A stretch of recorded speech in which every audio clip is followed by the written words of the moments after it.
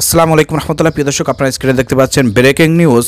আওয়ামী লীগ সরকারের সময় যাবজ্জীবন প্রাপ্ত নাটোরের সাবেক শিবির নেতা মহসিন ভাই তিনি বাংলাদেশ জামায়াত ইসলামের পক্ষ থেকে তিনি চেয়ারম্যান প্রার্থী হয়েছেন। আলহামদুলিল্লাহ। প্রিয় দর্শক, আপনাদেরকে একটু সংবাদটা পড়ে শোনাচ্ছি, ভিডিওটি শেয়ার করে সবাইকে দেখার সুযোগ করে দেবেন।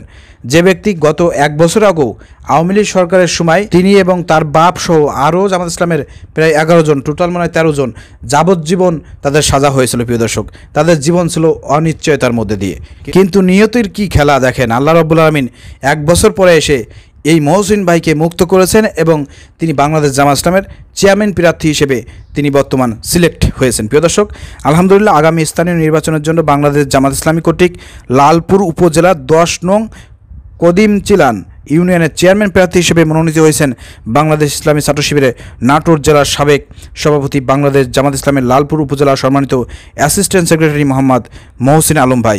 আপনারা সকলে দল মত নির্বিশেষে একজন যোগ্য ব্যক্তির পাশে থাকবেন ইনশাল্লাহ। আল্লাহ পাক কবুল করুন, আমিন। প্রিয় দর্শক, আপনারা দেখতে পাচ্ছেন মহসিন ভাইকে।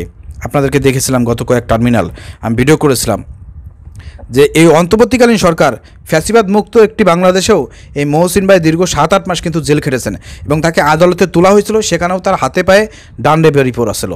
তো চিন্তা করে দেখেন, ফ্যাসিবাদ মুক্ত একটি বাংলাদেশেও আমাদের শিবিরের ভাইকে ডান্ডাবাড়ি পরিয়ে আদালতে ওঠানো হয়েছে। এরপরে আমাদের শিবিরের ভাইরা, আমাদের কর্মী ভাইরা, তারা কিন্তু ধৈর্য ধারণ করে, তারা কিন্তু ধৈর্যের সঙ্গে মোকাবেলা করেছেন, আদালতে মোকাবেলা করেছেন। এরপরে তাদের জামিন হয়েছে, তারা মুক্তি হয়েছেন। আল্লাহ রাব্বুল আলামিন আমাদের এই সব সাহসী ভাইদেরকে আল্লাহ রাব্বুল আলামিন কবুল করুন এবং মহসিন ভাইয়ের জন্য আমাদের শুভকামনা থাকবে। আগামীতে ইনশাল্লাহ মহসিন ভাই তার এলাকায় ইনশাল্লাহ চেয়ারম্যান হবেন। প্রিয় দর্শক, ভিডিও শেয়ার করে দেবেন। আসসালামু আলাইকুম রহমতুল্লাহ।